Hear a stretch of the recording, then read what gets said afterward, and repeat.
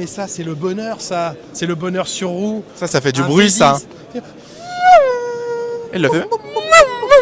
Alors cette monoplace, c'est la R26 Renault, donc monoplace qui a été pilotée entre autres par Fernando Alonso en 2006. C'est une époque où moi j'ai pas conduit, mais c'est l'époque des fameux V10. Cette voiture, elle m'évoque forcément mes souvenirs d'enfance parce que moi, j'ai commencé la F1 en 2005-6.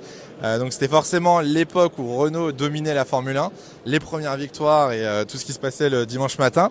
Ça m'évoque pas forcément cette personne qui n'était pas encore dans mes oreilles. C'est une très très belle voiture. Elle a des lignes incroyables. Moi, j'avoue que dans l'histoire de la F1, déjà 2005-2006, c'est les années dans lesquelles j'ai commencé à couvrir les Grands Prix de Formule 1.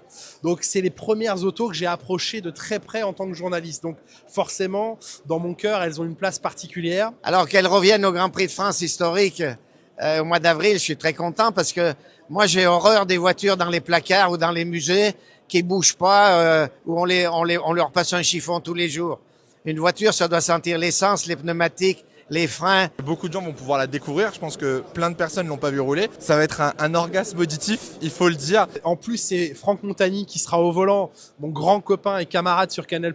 Et puis même, avoir des voitures comme ça, prendre la piste au Castellet, au circuit Paul Ricard, c'est toujours assez impressionnant, sachant qu'on n'a plus de Grand Prix depuis quelques années. On va pouvoir revoir des F1 sur ce circuit mythique, donc je suis très heureux.